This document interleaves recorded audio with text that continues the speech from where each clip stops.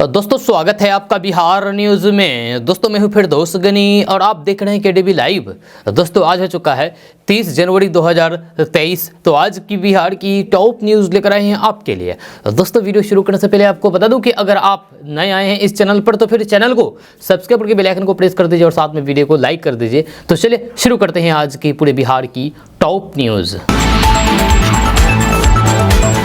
दोस्तों आज बिहार न्यूज में सबसे पहले बात करते हैं कि क्या अगले महीने यानी कि फरवरी में बिहार में कोई सियासी खेला हो सकता है। दरअसल बिहार के महागठबंधन सरकार खास करके जदयू में घमासान मचा हुआ है और इस बीच बीजेपी ने बड़ा दांव खेला है।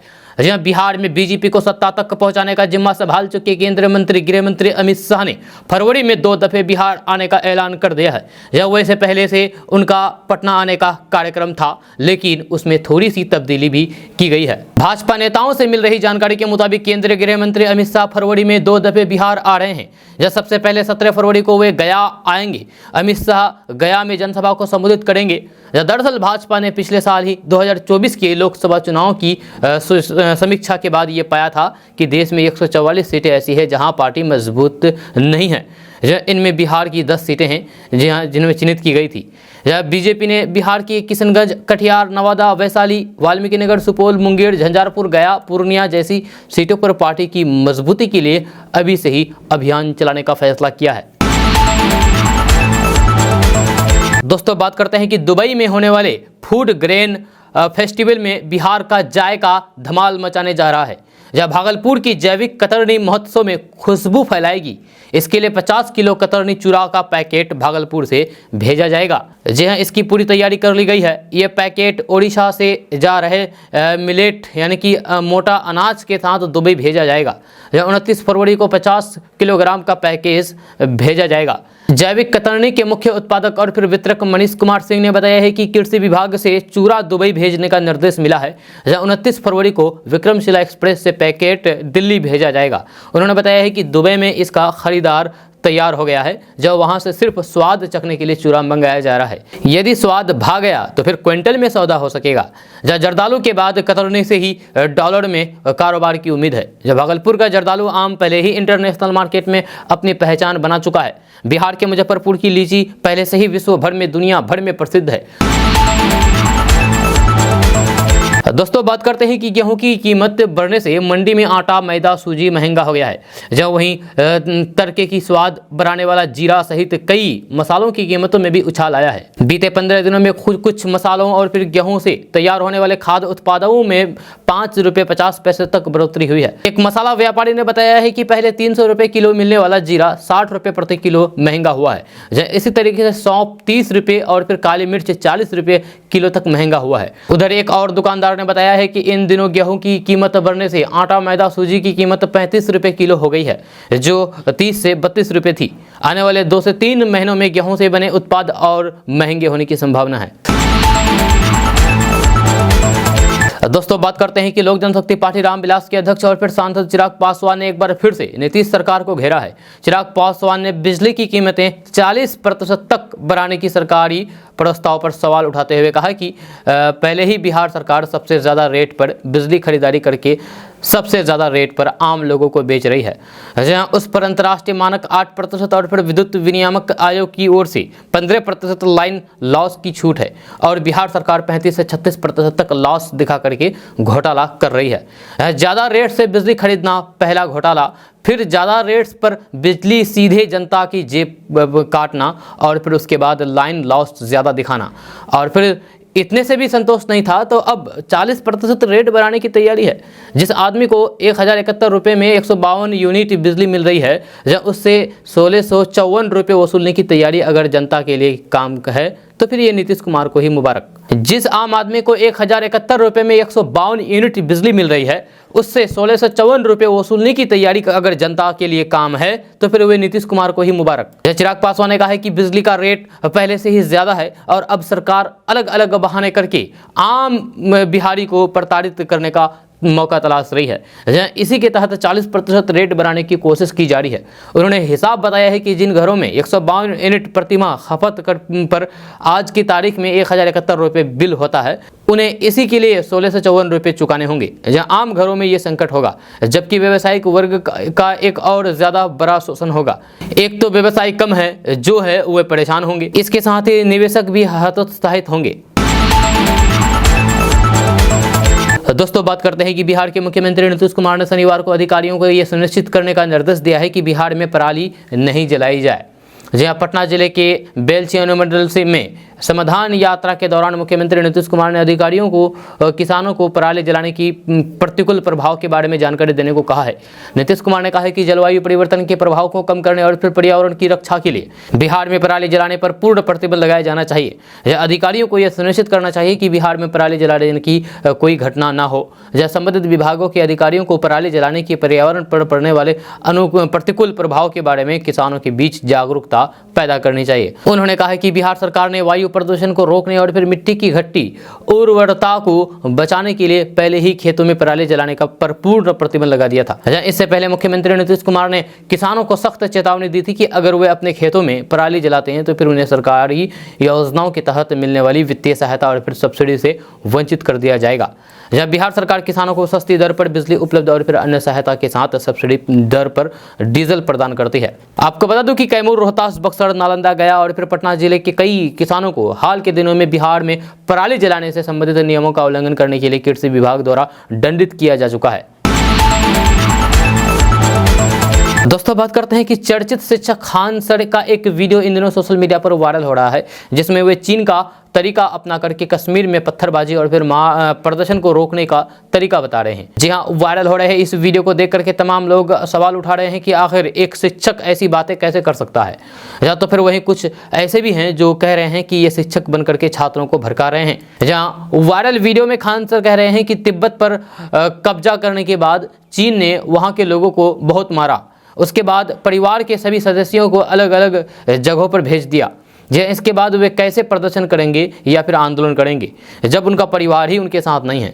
खान सर वीडियो में आगे कहते हैं कि कश्मीर में भी ऐसा ही करना चाहिए, एक को गुजरात, एक को कन्याकुमारी और एक को बिहार, तो फिर और जो ज़्यादा पत्थरबाजी करे उसे अंडमान निकोबार भेज देना चाहिए। सोशल मीडिया पर खान सर के वायरल वीडियो पर लोगों की प्रतिक्रिया सामने आ रही है। एक यूजर ने लिखा है कि खान सर के पढ़ाने का अंदाज भले ही अलग हो, पर बच्चों को पढ़ाते वक्त कश्मीरियों के लिए जिस तरीके की भाषा बोल रहे हैं वह एक शिक्षक को बिल्कुल भी शोभा नहीं देता। 20 मिलियन फॉलोअर्स वाले एक शिक्षक अपने फॉलोअर्स को भड़काने का काम कर रहे हैं।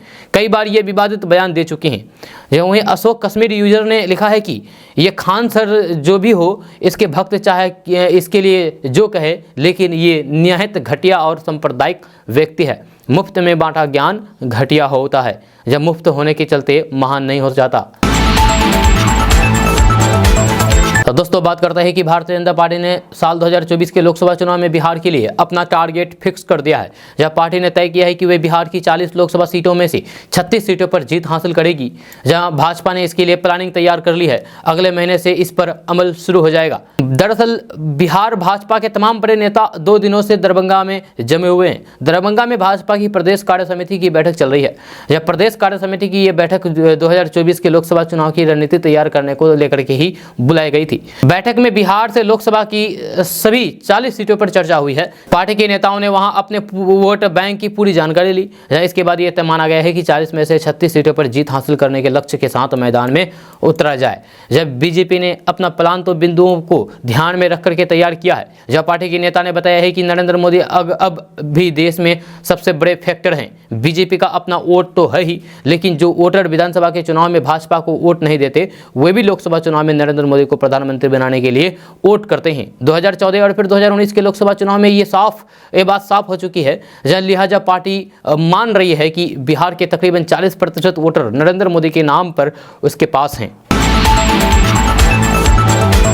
दोस्तों बात करते हैं कि बेतिया के नरकटियागंज से इस वक्त की बड़ी खबर सामने आ रही है। यहां सिलाई सेंटर की आड़ में धर्मांतरण कराए जाने का आरोप लगा करके स्थानीय लोगों में भारी बवाल मचा हुआ है। स्थानीय लोगों ने एक अमेरिकी नागरिक समेत 5 लोगों को धर्मांतरण कराने के शक में पकड़ा है। जहां शिकारपुर थाने की पुलिस ने सभी को हिरासत में ले लिया है।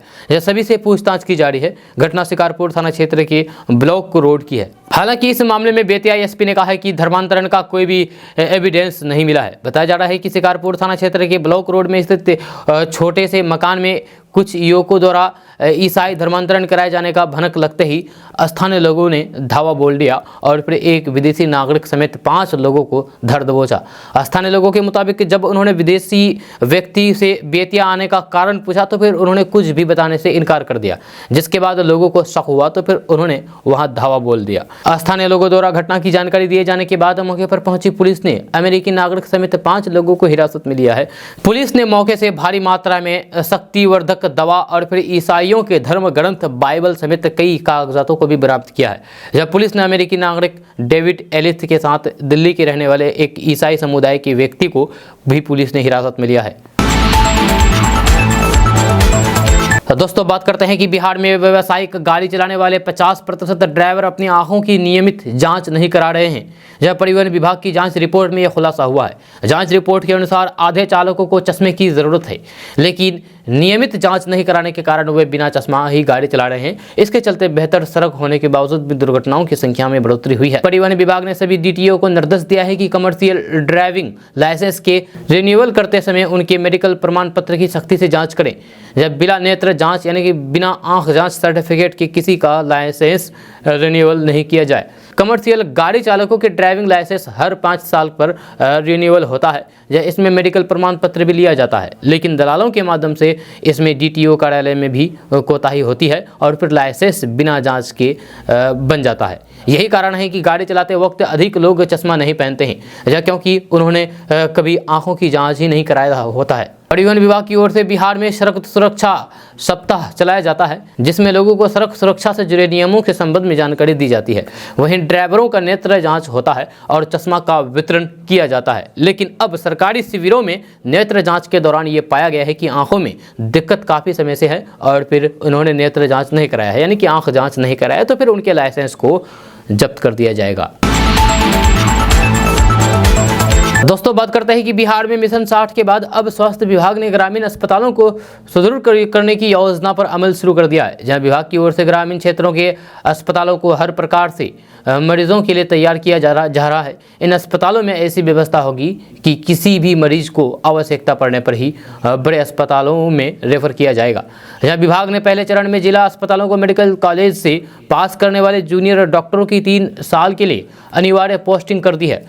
अब इन विशेषज्ञ चिकित्सकों को इलाज करने के लिए उनके हाथ में वे सभी आवश्यक उपकरण और फिर मशीन उपलब्ध कराने को हरी झंडी मिल गई है, जिससे चिकित्सक यानी कि डॉक्टर बेफिक्र होकर के इलाज कर सके। स्वास्थ्य विभाग की ओर से विशेषज्ञों की टीम से प्राथमिक स्वास्थ्य केंद्रों, अनुमंडलीय अस्पतालों और फिर जिला अस्पतालों में इलाज के लिए आवश्यक उपकरणों की सूची तैयार की गई है। इसमें ये व्यवस्था की गई है कि हर स्तर से के अस्पताल में आवश्यक सभी प्रकार के उपकरण उपलब्ध कराए जाए, जिससे कि मरीजों का सही इलाज सुगमता से हो सके। इसके लिए जिला अस्पतालों में 30 प्रकार की सर्विस को मजबूत करने के लिए 271 प्रकार के उपकरणों की व्यवस्था की गई है, जबकि अनुमंडल अस्पताल में 19 प्रकार की सर्विसेज के लिए 227 प्रकार के उपकरणों की व्यवस्था होगी। इसी के तहत प्राथमिक स्वास्थ्य केंद्र में मिलने वाले 10 प्रकार की सेवाओं के लिए 107 प्रकार के उपकरण उपलब्ध कराए जाएंगे। दोस्तों बात करते हैं कि परीक्षार्थी इस बार इंटर और मैट्रिक की परीक्षा जूता मोजा पहन करके नहीं दे पाएंगे। बिहार बोर्ड ने इसे पहन करके परीक्षा देने पर पाबंदी लगा दी है। यह परीक्षा केंद्र पर परीक्षार्थियों को सिर्फ चप्पल पहनकर ही प्रवेश मिलेगा। जब बोर्ड द्वारा इसकी जानकारी सभी केंद्र अधीक्षकों, जिलाधिकारी, डीईओ और फिर डीपीओ को दी है। जब बोर्ड के अनुसार जो भी परीक्षार्थी जूता मोजा पहन करके परीक्षा देने आते हैं तो फिर केंद्र के बाहर ही उन्हें जूता मोजा खोलना होगा। ऐसे छात्र खाली पांव ही बैठ करके बोर्ड परीक्षा में शामिल होंगे। आपको बता दूं कि पिछले कई सालों से फरवरी माह में के पहले सप्ताह तक काफ़ी ठंड होती थी। ऐसे में इंटर और मैट्रिक परीक्षा में बोर्ड द्वारा जूता मोजा पहन करके परीक्षा में बैठने की अनुमति दी जाती थी। इस बार ठंड कम है तो फिर बोर्ड ने जूता मोजा पहनने पर रोक लगा दी है। जहाँ इंटर वार्षिक परीक्षा 1 से 11 फरवरी तक होगी, जहां वही मैट्रिक की परीक्षा 14 से 22 फरवरी तक की ली जाएगी। बिहार बोर्ड के अनुसार परीक्षा के दोनों पालियों में परीक्षा शुरू होने के 10 मिनट पहले तक प्रवेश मिलेगा। जब प्रथम पाली की परीक्षा सुबह 9:30 बजे से शुरू होगा। इसके लिए 9 बजे 20 मिनट तक प्रवेश मिलेगा। जहाँ वहीं द्वितीय पाली की परीक्षा दोपहर 1:45 से शुरू होगी, जहाँ इसके लिए 1:35 तक प्रवेश मिलेगा। जहाँ इसके बाद आने वाले परीक्षार्थियों को प्रवेश नहीं मिलेगा। जहाँ सभी परीक्षार्थियों को परीक्षा शुरू होने के आधे घंटे पहले पहुंचने का निर्देश बोर्ड ने जारी किया है। दोस्तों बात करते हैं कि बिहार में NH 106 और फिर NH 107 का निर्माण 21 साल में भी पूरा नहीं हुआ है। जहाँ इन दोनों सड़कों का शिलान्यास 5 जुलाई 2001 को तत्कालीन वाजपेयी सरकार में केंद्रीय मंत्री सह मधेपुरा के सांसद शरद यादव ने मधेपुरा के बीपी मंडल चौक पर किया था। हालांकि जमीन अधिग्रहण और फिर निर्माण एजेंसियों की चयन सहित अन्य प्रतिक्रियाओं के बाद NH 106 का निर्माण 2016 में शुरू हुआ, लेकिन फिर कई पेच के कारण ये अटक गया। बाद में कोर्ट के हस्तक्षेप के बाद निर्माण में तेजी आई, लेकिन ऐसा बताया जाता है कि इस सड़क का अब भी करीब 55% काम ही पूरा हो पाया है। जब वहीं NH 107 के फेज 1 के निर्माण में बनने वाले ROB को छोड़कर के इस साल जून तक कार्य पूरा होने की संभावना है। वहीं पर सूत्रों के अनुसार NH 107 महेशखूंट से सहरसा से पूर्णिया 2 लेन सड़क का निर्माण 2 पैकेज में करीब 178 किलोमीटर लंबाई में करीब 1400 करोड़ रुपए की लागत से 2016-17 और फिर 2017-18 में शुरू हुआ। जहां उसी समय इस सड़क में जमीन अधिग्रहण सहित सभी अड़चनों को दूर होना बताया गया था। जहां इसके बावजूद भी इसमें लेथ लतीफे के कारण निर्माण एजेंसियों की लापरवाही बताई जाती है। दोस्तों बात करते हैं कि बॉलीवुड के मशहूर फिल्म एक्टर पंकज त्रिपाठी इन दिनों अपने पैतृक गांव गोपालगंज में हैं, जहां वे यहां पर अपने गांव की उस स्कूल के हालात को बदलने की लगातार कोशिश कर रहे हैं जिस स्कूल में उन्होंने और उनके पिता ने बचपन में पढ़ाई की थी। दरअसल बॉलीवुड के मशहूर फिल्म एक्टर पंकज त्रिपाठी अपने पैतृक गांव गोपालगंज के बेलसंड गांव के हायर सेकेंडरी स्कूल को गोद लिया। इस स्कूल को पंकज त्रिपाठी के पिता के नाम से संचालित संस्थान पंडित बनारसी तिवारी हेमंती देवी फाउंडेशन के द्वारा इस गांव को गोद लिया गया था। इस संस्थान के द्वारा ही बेलसंड गांव की इस स्कूल का जीर्णोद्धार किया जा रहा है। पंकज त्रिपाठी ने बताया है कि बचपन में यहां पर स्कूल का अपना कोई भवन नहीं था, जहाँ सिर्फ नीम का पेड़ था और उसी पेड़ के नीचे यहां पर पढ़ाई करते थे। पंकज त्रिपाठी ने अपने बचपन के दिनों की जिक्र करते हुए कहा है कि वे घर से जूट का बोरा लेकर के आते थे, यहाँ खुले आसमान के नीचे फर्श पर बैठ करके पढ़ाई करते थे। आज इसी स्कूल की बदौलत वे बॉलीवुड में लगातार कई सफल फिल्मों में अभिनय कर चुके हैं, जहाँ कर रहे हैं। पंकज त्रिपाठी ने कहा है कि इस गांव की मिट्टी से निकल करके वे बॉलीवुड में अपना और अपने गांव का नाम रोशन कर रहे हैं, जहां उनकी इच्छा है कि इस स्कूल के हालात को बदला जाए। इस स्कूल के भवन का जीर्णोद्धार पंकज त्रिपाठी के पिता के नाम से संचालित संस्थान पंडित बनारसी तिवारी हेमंती देवी फाउंडेशन के द्वारा किया गया है। इस स्कूल के 4 दीवारी और फिर कमरों का रंग रोगन किया गया है, उसका मरम्मत जारी किया गया है। स्कूल में सोलर सिस्टम से बिजली सप्लाई की जा रही है, जहाँ इसके अलावा सभी कमरों में पंखे और फिर बच्चों को स्पोर्ट्स फिट किट उपलब्ध कराए जा रहे हैं। पंकज त्रिपाठी ने बताया है कि उनके अनुरोध पर बर्गर पेंट के मालिक के द्वारा इस स्कूल के 4 दीवारी और फिर पूरे भवन की पेंटिंग भी कराई गई है। जब पंकज त्रिपाठी ने कहा कि वे चाहते हैं कि इस स्कूल के बच्चे भी अपने गांव और फिर राज्य से बाहर निकल करके अपने प्रतिभा का परिचय दें। उन्होंने कहा कि गोपालगंज के DM के द्वारा कुछ महीने पहले गौरव ऐप का उद्घाटन किया गया था। इस ऐप के माध्यम से ही वे अपने गाँव की मिट्टी से जुड़ करके अपने गाँव के स्कूल और फिर गाँव का विकास करना चाहते थे। दोस्तों बात करते हैं कि पड़ोसी देश पाकिस्तान में आटा संकट के बीच भारत में भी इसकी कीमत आसमान छूने लगी है। जनवरी महीने में आटे के दाम 2 बार बढ़ चुके हैं। सरकारी आंकड़ों के मुताबिक खुले में आटा 38 रुपये प्रति किलो बिक रहा है, जबकि पैक में इसकी कीमत 45 से 55 रुपये प्रति किलो है। रिपोर्ट्स के मुताबिक आटा के दाम में पिछले साल की तुलना में 40% तक की बढ़ोतरी हुई है। जनवरी 2022 में खुले में आटा की कीमत 25 से 27 रुपये प्रति किलो तक था, जबकि पैक में ब्रांडेड आटा 35 रुपये किलो बिक रहा था। निर्यात पर पाबंदी के बावजूद भी लगातार बढ़ रहे गेहूं और फिर आटे की कीमत ने टेंशन बढ़ा दी है। दुनिया भर में गेहूं के कुल उत्पादन में दूसरे नंबर पर होने के बावजूद भी भारत में आटा के दामों में क्यों बढ़ोतरी हो रही है। बात करते हैं कि मैदा और सूजी के दामों में भी बढ़ोतरी तेजी से हो रही है, यानी कि महंगाई भी बढ़ रही है और जिससे आम लोगों के किचन का बजट बिगड़ रहा है, गड़बड़ा सकता है। प्रधानमंत्री कल्याण योजना के तहत मिल रहे मुफ्त अनाज में पहले गेहूं और फिर चावल बराबर मात्रा में दिया जाता था, लेकिन गेहूं की कीमत में बढ़ोतरी के बाद कई राज्यों में गेहूं नहीं या फिर कम दिया जा रहा है। अब बात करते हैं कि गेहूं या फिर आटे के दाम क्यों बढ़ रहे हैं। तो बात करते हैं कि गेहूं उत्पादन में भारत दुनिया में दूसरे नंबर का देश है, जहां उत्तर प्रदेश, पंजाब, हरियाणा, राजस्थान, मध्य प्रदेश, गुजरात और फिर बिहार प्रमुख गेहूं उत्पादक राज्य है। लेकिन जलवायु परिवर्तन की वजह से गेहूं उत्पादन में 2021-22 में कमी आई है। जी हाँ, 2022 का मार्च महीना पिछले 122 साल में सबसे गर्म था। मौसम विभाग के मुताबिक 2022 के मार्च में देश का औसत अधिकतम तापमान 33 डिग्री सेल्सियस था, जबकि औसत न्यूनतम तापमान 20 डिग्री था। इसकी वजह से गेहूं का उत्पादन घट करके 129 मिलियन टन की जगह 106 मिलियन टन पर पहुंच गया है। समाचार एजेंसी पीटीआई से बात करते हुए कृषि विशेषज्ञ देवेंद्र शर्मा कहते हैं कि गर्मी की वजह से रबी फसल को तो नुकसान हुआ ही, इसकी वजह से सब्जियों को भी नुकसान हुआ है। पंजाब और हरियाणा जैसे राज्यों में गेहूं की फसलों में बौनेपन भी देखा गया, जो कि जलवायु परिवर्तन का नतीजा हो सकता है। आटा के दामों में बढ़ोतरी के पीछे दूसरी सबसे बड़ी वजह यह है कि सरकारी खरीद में गिरावट। जी 2020-21 में भारत सरकार की एजेंसियों ने 43 मिलियन टन गेहूं की खरीद की थी। ये आंकड़ा 2021-22 में 18 मिलियन टन के पास पहुंच गया, यानी कि आधे से भी कम, जिसकी वजह से गेहूं और आटे के दाम बढ़ रही है। दोस्तों, बात करते हैं कि स्मार्ट मीटर वाले कंज्यूमर के लिए राहत भरी खबर है। जब मीटर का बैलेंस खत्म हो गया है तो फिर तुरंत कनेक्शन नहीं कटेगा। दिन के 11 से 1 बजे के बीच बिजली का कनेक्शन ऑटोमेटिक कटेगा, जहाँ वह भी वर्किंग डे में ही कनेक्शन कटेगा, छुट्टी वाले दिनों में नहीं। यही नहीं, कनेक्शन एक बार कट गया तो फिर रिचार्ज करने के 15 मिनट के अंदर बिजली चालू भी हो जाएगा।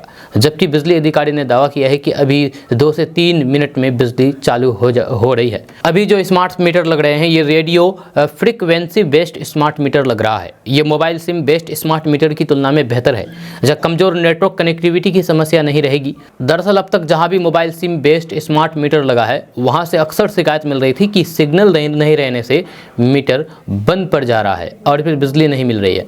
रेडियो फ्रीक्वेंसी बेस्ड इस मीटर का डाटा हर 15 मिनट में खुद सर्वर में अपलोड होगा, जब मीटर रीडरों की ज़रूरत नहीं होगी। ये मीटर बिजली बंद होने की सूचना भी कंट्रोल रूम देंगे, इससे आपूर्ति में भी और सुधार आएगा। कंज्यूमर अपने घरों की बिजली का डाटा खुद से देख सकेंगे।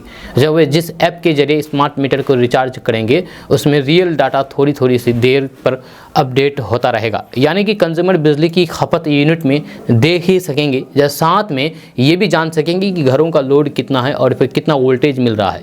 ये सुविधा उन्हें बिहार ऊर्जा प्रीपेड स्मार्ट मीटर ऐप पर मिलेगा। इस ऐप पर कंज्यूमर रिचार्ज करने की भी सुविधा मिलेगी। सुविधा ऐप से भी स्मार्ट मीटर रिचार्ज किया जा सकता है।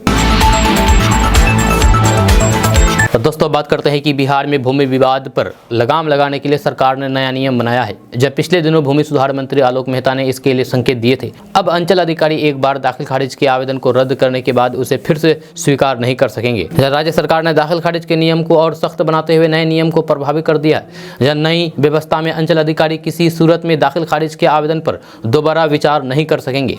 नए प्रावधानों के तहत अंचल अधिकारी द्वारा दाखिल खारिज के किसी आवेदन को स्वीकृत करने के बाद उस पर विचार का अधिकार वे खुद खो देंगे।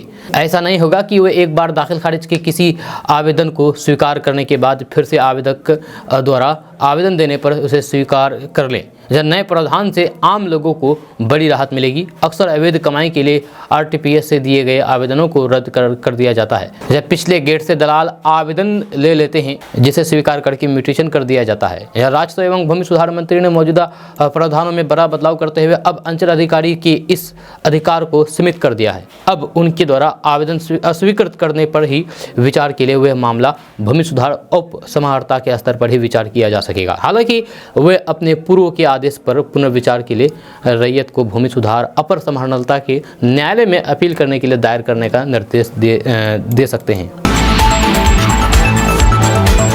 दोस्तों, बात करते हैं कि बिहार में 10 लाख लोगों को नौकरी देने की घोषणा नहीं बल्कि वादा किया गया था और उसे सरकार निभाएगी। इस दिशा में कार्रवाई हो रही है। अगले कुछ महीने में 3 लाख लोगों को नौकरी दी जाएगी। ये बातें मैं नहीं बल्कि बिहार के उप मुख्यमंत्री तेजस्वी यादव ने लोगों को संबोधित करते हुए कहा है। जहाँ उनके साथ ही प्रभारी मंत्री आलोक मेहता, कृषि मंत्री कुमार सर्वजीत, औरंगाबाद सदर विधायक आनंद शंकर, कुटुम्बा विधायक राजेश कुमार सहित कई और मंत्री भी मौजूद थे। जहाँ उप मुख्यमंत्री तेजस्वी यादव ने कहा है कि जो भरोसा और फिर प्यार लोगों ने दिया है उस पर खड़े उतरेंगे। जहाँ उन्होंने कहा है कि वर्ष 2020 में वादा किया गया था कि 10 लाख सरकारी नौकरी देंगे। जहाँ अभी मुख्यमंत्री लाखों की संख्या में नियुक्ति पत्र बांट रहे हैं। 75,000 सिपाहियों की बहाली गृह विभाग से होगी। जहाँ स्वास्थ्य विभाग से 1,60,000 पदों पर बहाली होगी।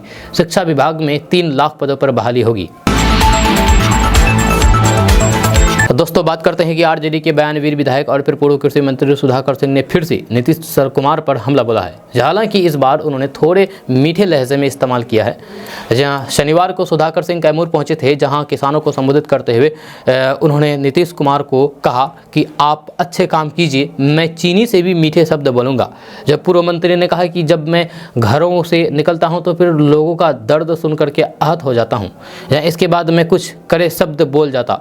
जब कोई गाली तो नहीं देता हूं, आपको प्यार पाना है तो फिर अच्छे काम करने होंगे। सुधाकर सिंह ने कहा है कि मैं कड़े शब्द बोलता हूं, कोई असंसदीय भाषा का इस्तेमाल तो नहीं करता हूं।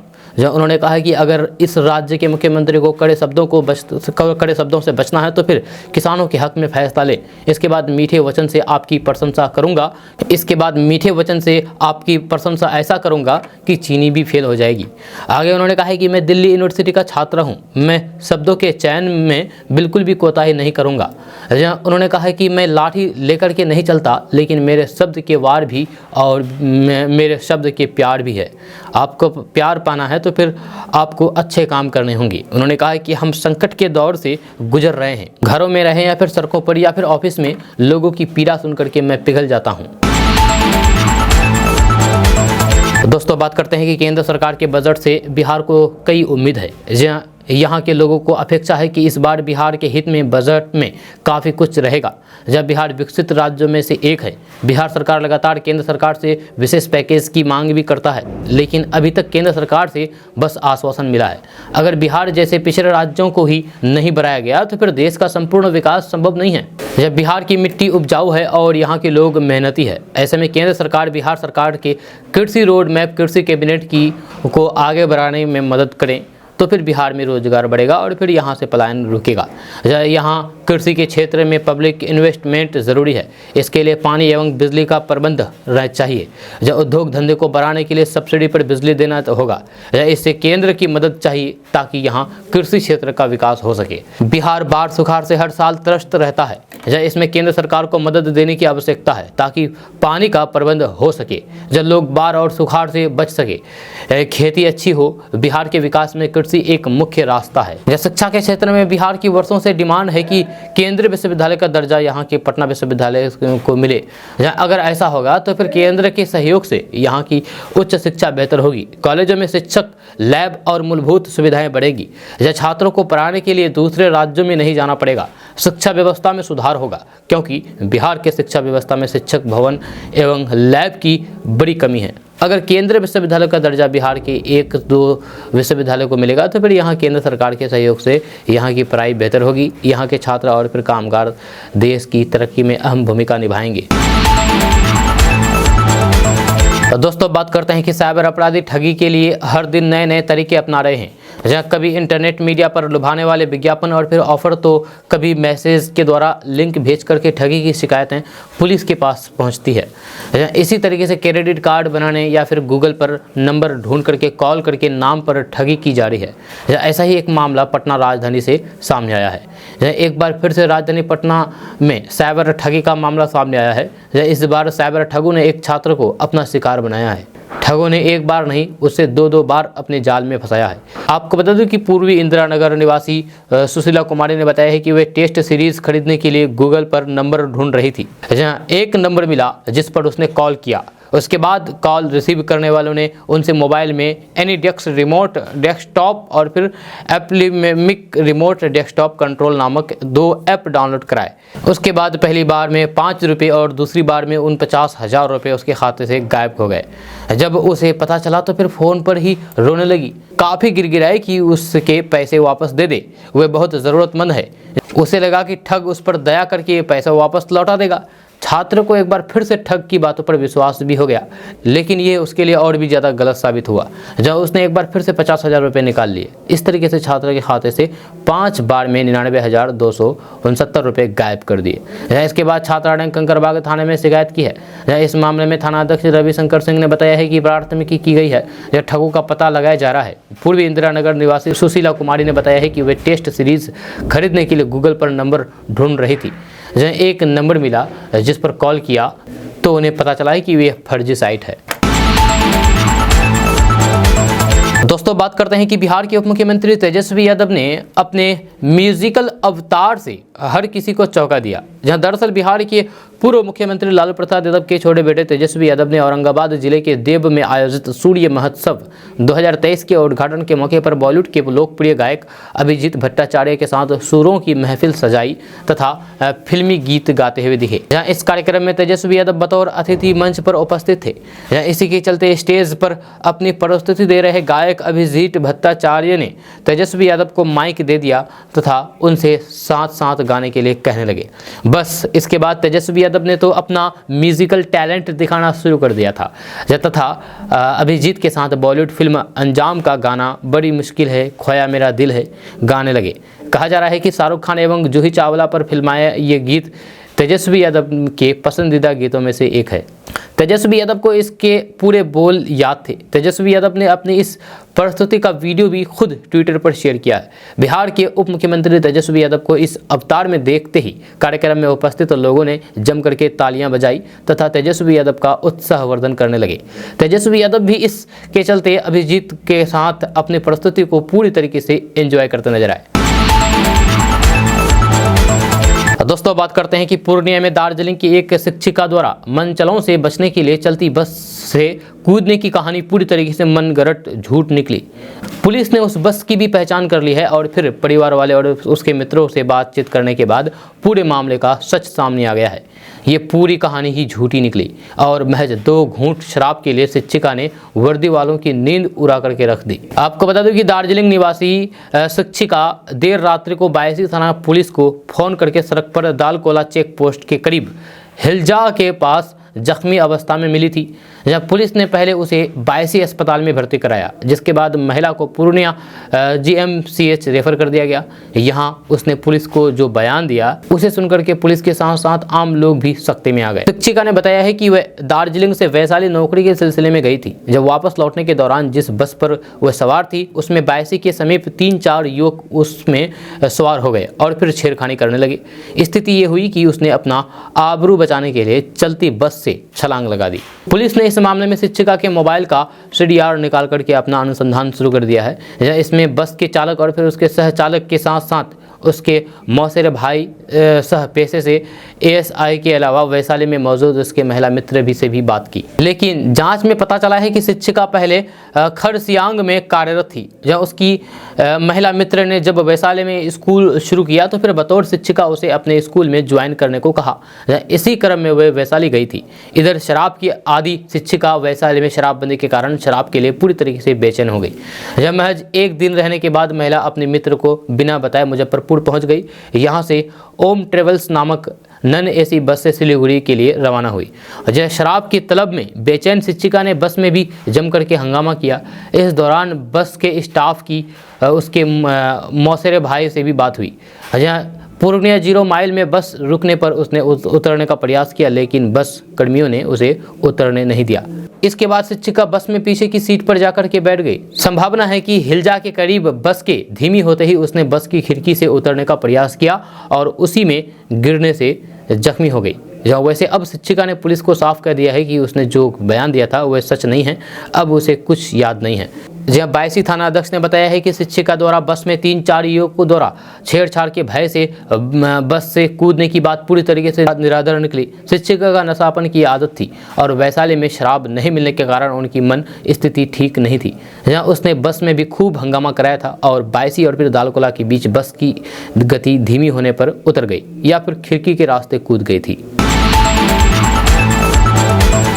दोस्तों बात करते हैं कि पूर्व मुख्यमंत्री जीतन राम मांझी एक समारोह में तेजस्वी यादव से बिहार में शराब खुलवाने की पेशकश की थी। जहां उन्होंने पर्यटकों के बहाने तेजस्वी यादव को इशारा करते हुए कहा था कि आप मुख्यमंत्री नीतीश कुमार जी को कहिए कि वे शराब खुलवा दें। जब मैं भी उनसे कहूँगा, लेकिन जब तक मीडिया ने उनसे ये इस पर सवाल किया तो फिर वे इससे साफ इनकार कर दिया। जहाँ उन्होंने कहा कि मैंने ये नहीं कहा, मैंने कहा कि यहाँ विदेशी लोग आते हैं, उनके लिए अच्छे खाने पीने की बात कही है।